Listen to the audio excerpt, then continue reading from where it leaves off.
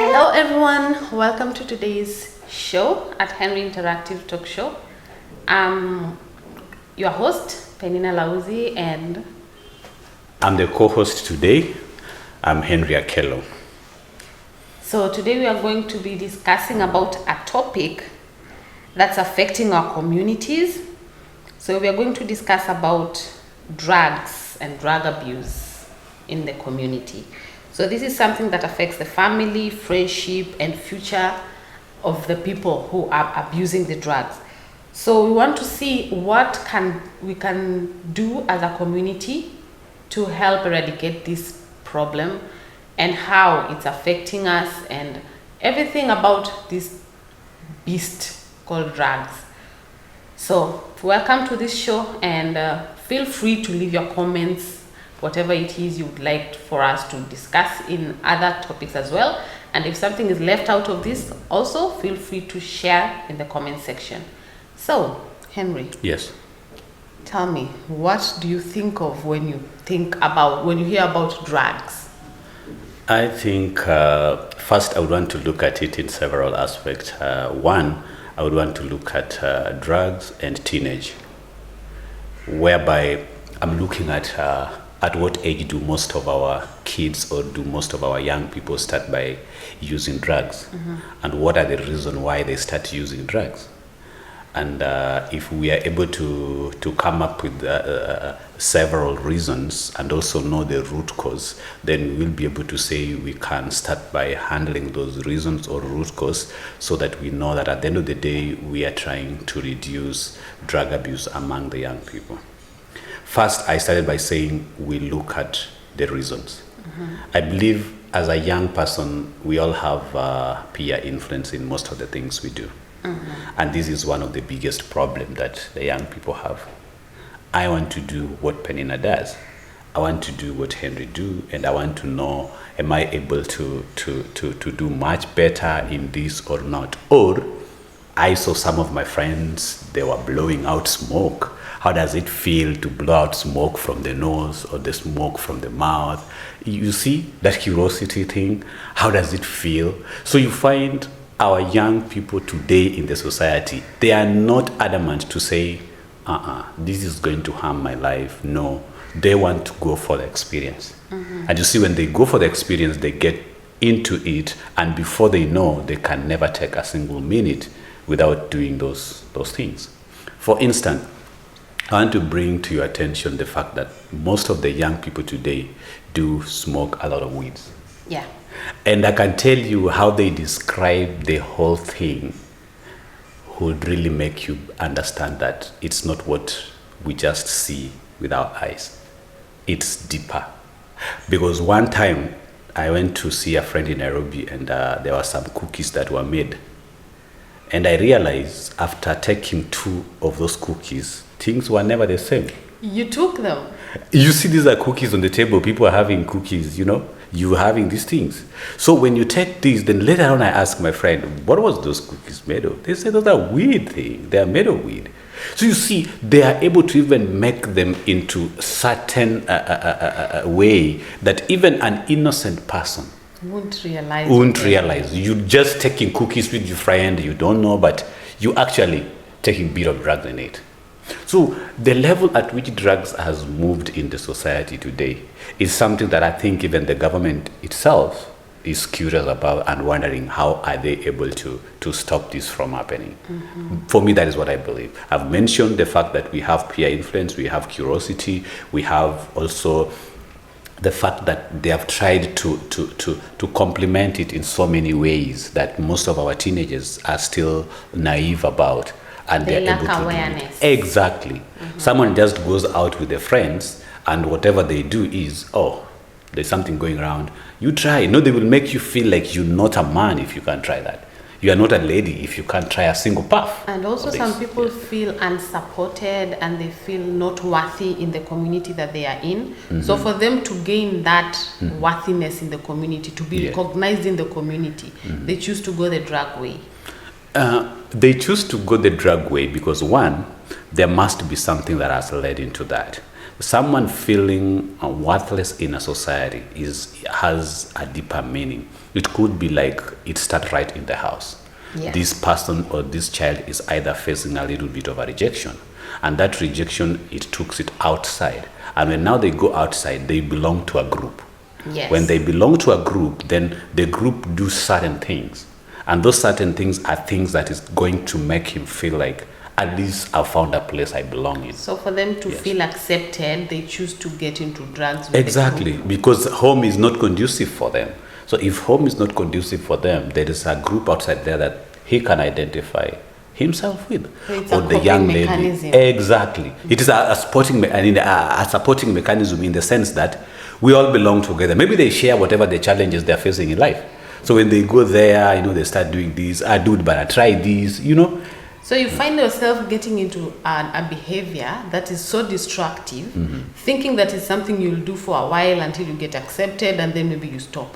And at the end of the day, you realize that this is something you can't stop. It's actually consuming you. You will move deep and deep and deeper. And before you know, you're already an addict. And you see now, you cannot stop. Because the drugs have their side effect and the symptoms. You cannot just drop it. And now that is where the problem starts. So even these young people, at some point, they will sit you down and they will tell you they didn't just know what happened. They didn't know how they got there. They found themselves in they there. They found themselves there, yes. But now living out is a problem. And what do you think the society should do to take care of this menace? I think, as I told you, the problem starts in the house. The problem starts in the house. I want to discuss the problem in the house. The problem in the house is, are we parents understanding our kids? Are we having a conversation with our kids? Are we having an open-minded conversation with our teenagers in the house? Are we listening to them? The problem of not listening to our teenagers in the house will definitely mean someone outside will listen to them. And this someone outside might be the peers that he has outside there. And you will not know what they're doing as peers. Because every peer comes from any other group. So we can say the problem is also largely caused by poor parenting? It starts there. That's why I'm saying the house. The house now entails a lot. It entails poor parenting, no communication. You get all that. So poor parenting is the bottom line of everything. So when you don't talk to your teenager in the house, then trust me, someone outside is talking to that teenager. And that person talking to the teenager, you are not aware what their conversation is all about. And whether they are friends, whether you are not sure what they're discussing. So these kids, as they grow, they need to have a sense of purpose and also to know what they can do to have a brighter future. So when they have a sense of purpose and they know what they are aiming at in future, this helps them to have a goal. Exactly, it helps them have a goal. But again, as I said before, the society morals has gone down. Yes. What I mean by the society moral has gone down is the fact that in the old days, there were a generation whereby we could learn from the elderly people. And that would mean the behaviors of the elders in the society would mean a lot to a young person, which we don't see today. And therefore, who are they learning from? That is the bigger question. They have to learn from someone. They need a role model. Yes. So somebody has to teach them who is their role model? If a father is not being a father at home, and if a father is not being there for the kids, who is going to be the role model for this young man? If a mother is not going to be a role model to her daughter, who is going to be a role model to her daughter? So things have greatly changed in the society today. And we ignore the presence of media. Yeah. and the internet. And when we do that, then you realize that our kids will have a very shorter time with us, but have the longest time in the internet. And this is something that now we can no longer control. That is something that's really eating up a lot of kids, Yes. because you give them a phone Yes. without control. So you have the internet in the house, they Yes. have a smartphone, they just navigate the internet as they please. Look at yourself this way. You just come out from work, you just got into your house, put your bag down there, and your 6-year-old baby pick your bag, pick your phone, knows the password, and write into what you are following. He gets into your Facebook account and is able to scroll those things. And you are in all those groups, where people discuss nasty things, people send videos, and the baby is now seated there. Because the baby is not being a bother to you, you can get by doing certain things you are doing in the house. But do you know the damage the baby is going by scrolling this? She gets so excited, he gets so excited. See, even mom is following on these things. He goes And they to don't Twitter. see any danger in it because mom is watching it. Exactly. So if mom is watching it, then your it's phone. good. Yes, I'm only using your phone. The kid is just using. Actually, you cannot beat that kid because he or she is actually using your phone. He's not using her phone. She just open your password and there you go. Yeah. So I said the society, the parenting, and the internet plays a major role, because I ask myself what has happened these days that I see a teenager in secondary school smoking weed and drinking serious alcohol. You get that? Like there's some videos that have been trending Exactly. on social media, and Yes. you see these are kids who just completed their fourth form exam, They and think- the things they're doing on the internet, you're like, where are the parents to these kids? They are out. You know Like, the parents. if this is your child and you see them doing such Let stuff me- in the internet, Let how me would tell that make you feel? You, at that point, those videos are even being recorded in the school. Yes. You can see this is a classroom. These are desks, these are everything. So I can ask you, where were the teachers? That is one. Where were the prefects? Because there's a maybe leadership one of the structure. person doing that was a prefect. There's, so who there's will tell who leadership what to do? structure in a school, whichever Yeah. way. So you see, this is a joint responsibility in the entire society. But now, our young people, if your kid starts doing drugs in a secondary level, others even start in a primary level. But let's look at it in a secondary level. This person has not been exposed to the university life or a college life, where they are their own custodians of what they do. You will never, there is no father, there is no guardian. have a lot of freedom. Yes, they wake up in the morning, it's either I go to class or I don't go to class. You can imagine that. Now, I have my money that you are going to provide as a parent for the pocket money. They can go outside there and buy those things and bring into the house. Now look at the danger you've exposed to this kid. If you were not a parent who wanted to know, how is my kid spending his or her time? But now, this person is getting out of your hand and getting outside there and meeting the real world out there. And he's going to meet a kid who had started smoking maybe in class 8. That is scary. Yes. So this is the society we have today. And this is why drug abuse is something that is killing our young people. And it's continuing to be worse. It is continuing While the to be drug worse. barons are getting richer, the society is drowning deeper and deeper. It is a chain. It is a chain that is controlled by demand curve. It is a chain that is being controlled by demand It's a curve. business, sadly. Of course it's a business. And you see, there are even NGOs who have come along who are now trying to give a bit of sustainability to this drug abuse. Instead of focusing on the rehabilitation part of it, why are we having these bodies coming in and starting to provide ethanol for those overdose patients and everything? Because I'm trying to look at it. Let us have a very honest. I'm not trying to attack any institution here. That is first. Second, I'm only trying to look at it this way. We as a country, we are having a body right there that if someone is OD, then this person is taken there and given those methods for free and everything, and this person is left to go back in the society. What are we telling this person? If something goes wrong, come back, we'll fix Exactly. you and you'll go back on. We are trying to tell these guys, okay, we appreciate that you use these things. We can, if you see everything messed up, you just come, we'll give you this, then you go back again, then you can start. Because I'm following up keenly.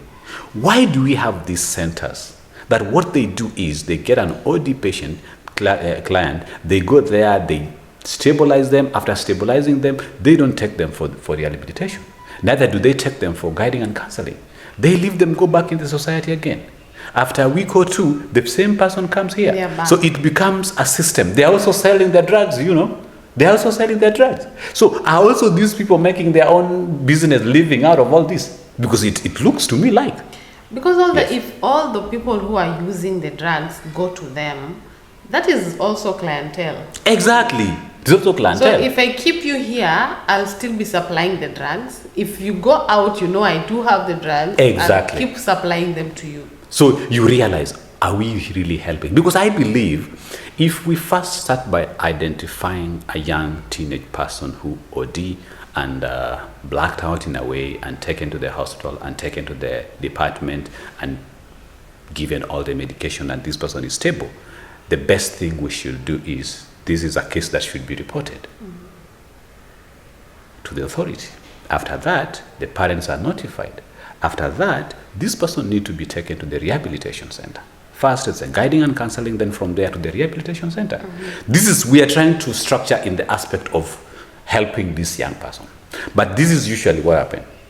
This person goes to those departments and they are being taken by their friends because they are clients, they are known. There are people waiting for them to go OD and come. People are seated there waiting. When they get there, they are being given attention, blah, blah, blah, blah, blah. He's stabilized, he walks away. Maybe he can even go there 3 times or twice in a day. Because he will leave that place. Maybe aliodi over the night, anakuja by 10 a.m. ashafanywa everything ametoka, he goes and it is Friday evening. And if that person never appeared back on Saturday, yes. When they treat them, it's like neutralizing the drug. Yes, that's so what they do. when you neutralize it, this person feels down. So they have to go and up the dose. Again, you know, because the system need this thing. The system need this thing. So they go and again do it and again, by Saturday they're back. If this person OD on a Friday, there's a possibility that Saturday or Sunday you will meet this person in the same facility. Looking more of a zombie than before. And that is how bad is it. And these people will still do the same and let them go. And those people look like zombies for real. You know, let me tell you one thing. Drug addiction is one of the worst scenarios that you would want to see.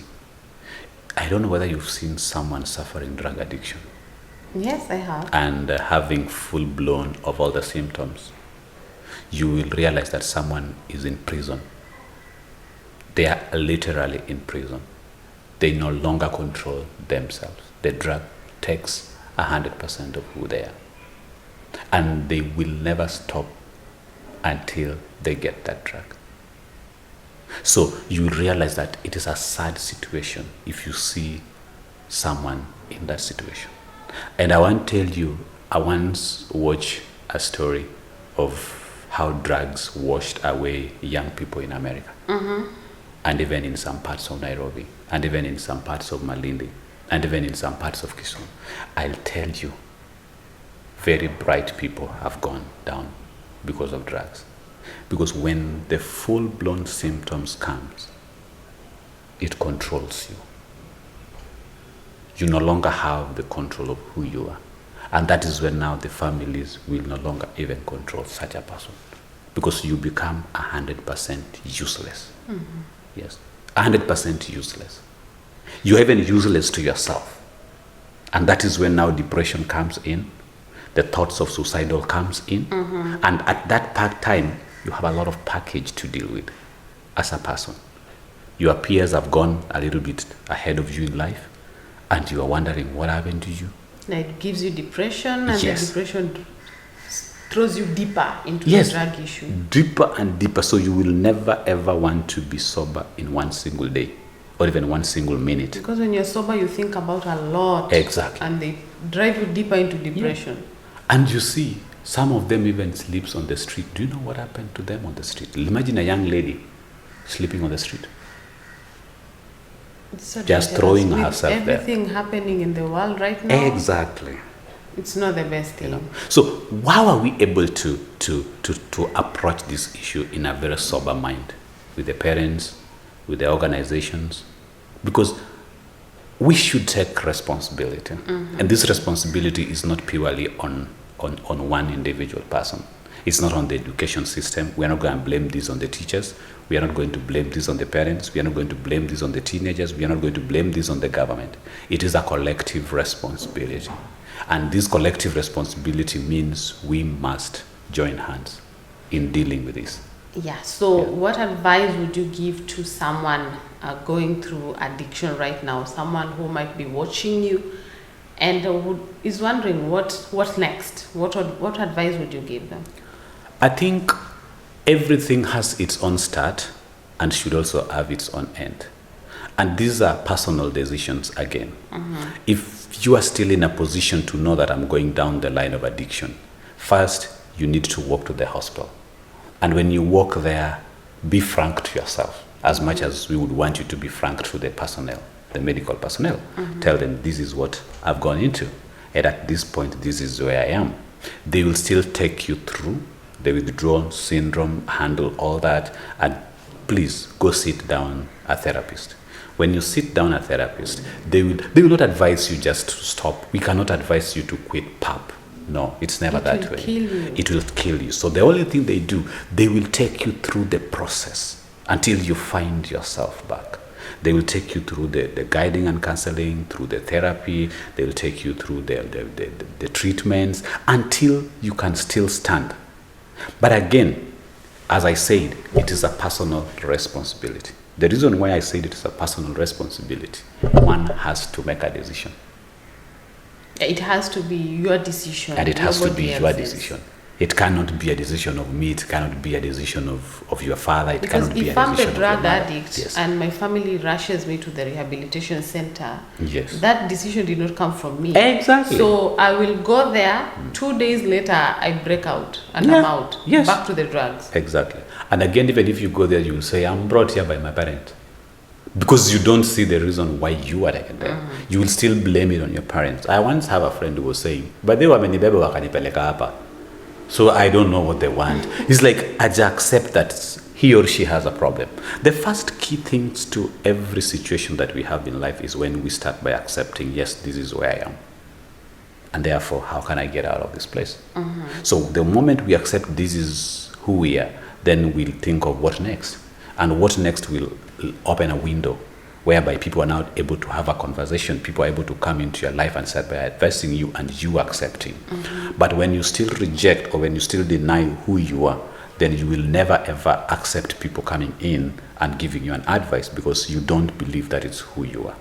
So every situation you must start by accepting this is me, this is where I am today, and therefore anything that Penina will tell me, I'll listen to it because I want to get out of this. So it has to start by one person accepting. It is a decision that one has to make.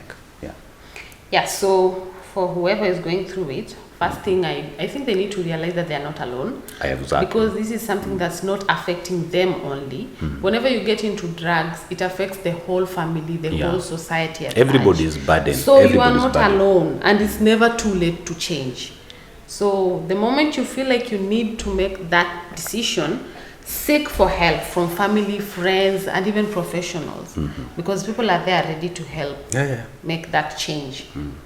And to whoever who is watching and struggling, or they have someone who is struggling, feel free to reach out, find help from professionals, and as a family, do not reject these people because it's a hard decision. It's something that's really difficult on them, so they need all the support they can get. Yeah, I think we need to start by understanding the point that we don't need to judge them in the first start. When we judge them, we send them away from us. Yes. We need to create a conducive environment for them. Allow dialogue. Yes, allow dialogue. When we judge them, we send them away. So when we created that conducive environment for them, we get to listen to their problem. When we start by listening to their problem, then we'll be able to offer solutions to them. For me, anybody dealing with drug addiction out there who feel I want to make a stop, as I've said, it is a personal decision. You have all the options within yourself. The first option is say no. and say no to the fact that I want to stop this. Second, go to a facility and start by getting help. Third, if it has gone too much, then walk yourself into a rehabilitation center. These centers are there. Just walk yourself there, tell them this is me, but discuss it first with your family members and tell them I've made a personal decision and I think I need help, and I will advise if I can be taken to the rehabilitation center. I'm ready to go through that training to come out a better person. That does not change who you are. It doesn't actually take away anything from you. It will actually make you a better person. So self-acceptance is the key. first thing you need to do. Is the key. Accept that you have a problem and you need help. Yeah. So again, parents, one thing I would ask the parents, if you're dealing with a drug addiction in the family, I know it is quite a difficult situation. It is quite a challenging moment with your kids, seeing your bright son going down or daughter going down. Fighting or using abusive words might not help the situation. From where I see it, I believe this is time that you need to look at it in a different approach. And I would advise the approach of trying to sit this individual person down. Of course, also as a parent, you have to accept that your daughter or your son is a drug addict. Yeah. So that also when you're going to start by dealing with this, you as a person has fight it within you. Because if you can't fight it within you, then you're not going to offer any help to this person. So when you've accepted as a parent, now you go down and see to your daughter and you say, okay, daddy, I've accepted. This is the situation we got. This is where we are right now. So are we able to work in this together? Then now this will open up a discussion. And from there, your daughter or your son will be able to see that mom is here for me. Or my dad is here for me. Then now you start by bringing in, don't force issues in their life. Just try to bring a conversation that leads to going to rehabilitation, going to the medication. And when they open up for such discussion, don't push it so much. Don't want it to happen within the shortest time possible, no. And also don't fight that they have to stop in a day, because that will never happen. Yeah. And even if you lock them in the house to stop them, you will not be able to deal with the symptoms. It will make them rebellious because exactly. they have to get the dose. Yes, and even those with Down syndrome is something that you will not be able to deal with. You will still need them out there to go to the professional and help them. So it is not something that needs much of a fight, no. It is something that needs a bit of a mutual understanding between the parents and also the teenagers. Then if that creates a mutual benefit to both, then you'll realize that at the end of the day, the daughter or the son will start by trusting their parents, because they will start feeling very sorry. Mom, I know I did this, I'm sorry about it. They will come through and say, I need help, mom, now how can we? You see, now they come back to you. Now when they come back to you, now it is the opportunity now you get that opportunity now to take them through the process. And when you take them through that process, I can tell you they are going to come out to be better people in the society. And then now they will go outside there and also start preaching the same to their peers, to their friends there. And that is how we are able to change the world going forward. But if we create a fight, then it's going to block everything. And these people are going to walk out of our compounds. The next we are seeing them, they are actually mad on the street. Because the symptoms will only increase if they are not taken care of, and they can get to worse. You can imagine. And the worst thing you'd never want is your daughter leave your home for the next 1 month. Then you go to Kisumu, you find your daughter on the street. No parent would want to go down that road. That's terrible. Yes, but the moment you've lost control of your daughter, expect a lot outside here. Anything can happen. So there are so many success stories for Yes. people who have recovered from drugs. Yes. So it's something that gives hope. So if they can do it, then so can anybody else. Exactly. You just need to take the first step and believe in yourself that I believe, like I told you, anybody can tumble and fall. It doesn't matter how long you stayed on the ground. Whatever matters is, did you get up? Yes. Did you get up? So if you realize that you get up at some point, then that is what defines who you are. So you must be a fighter in whatever situation you are. That's what I'm trying to say. So even you as a young person struggling with addiction outside there, that is not the end of you. That doesn't define you. What defines you is the fact that you are able to admit and you're able to say, okay, from here now, it is a stop. I want to get out of it. Accountability. Yes, take responsibility. I usually use that word a lot. Like, take responsibility. When you take responsibility, is meaning that you accept the outcome of whatever it is, because nothing comes without taking responsibility. True. Nothing. Yes. True. So thank you so much for the insights that you've been able to share with us today. Actually, as much as this was a discussion, I feel like I've also learned a lot. I've also learned a lot from you. No, I think I do appreciate, but there is one thing that I've noticed with the parents these days, which is worrying me. We don't accept the mistakes of our kids as a person. Yeah. And we deny that our kids are this kind of We people think they're that they've perfect. become. They can't Yes. do this, they can't Exactly. do So outside there, I praise my kid, but inside I know this is not who I'm talking about. And when someone tells you that your child has done Exactly. ABCD, you say, Yes. no, my Yeah. child cannot No. do that. And you pick when you know a war. very well that it's possible Yes. to do it. Yes. And you go pick a war with that person and say, you're just being biased to my kid. No. This is not how we need to go down there. Because if you do that, then actually you're even attacking the teachers, who will one time call you and say, Mom, your daughter beat these kids today in the school. And you're like, no, that is not my son. My son Then you can't do pick that. a fight with the teacher. Exactly. You're picking on my child. My Yes. child cannot do that. So I think we should have a joint responsibility in bringing up these young people together, and also be able to admit that, okay, my son is having this problem, or my daughter is having this problem. So I've accepted as a father, or I've accepted as a mother, and I'm ready to look for help. And I'm ready to sit down with my daughter and say, Mama, still, I love you. As much as we have this problem to deal with, you're still my child. They need assurance. It's you and me against Yes, the problem. they need assurance. Remember, the problem is already here. They just need reassurance. Some of them are even regretting. Some of them are even so sorry that they did this. But now they come to you as a parent, and what you do is to judge them. No. Be in that situation with them. Let them believe that Mom understands me as much as I'm so sorry about it. Then that will open that discussion. That would open, like, that kid will be so willing to even open up and say, how did everything start? Then from there now you will know. How do they get introduced? Yes. And where do I get the drugs from? And then help. They will even tell you, Mom, she used to send me money. Those are the money that I used to buy these things. They will tell you. So you see, at the end of the day, you need to know, you as a parent, so are you even giving excess?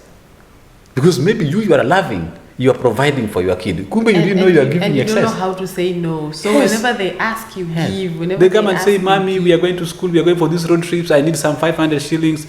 Daughter, don't mind. Go there, get the money. In fact, take 1,000 shillings. It's not wrong to give.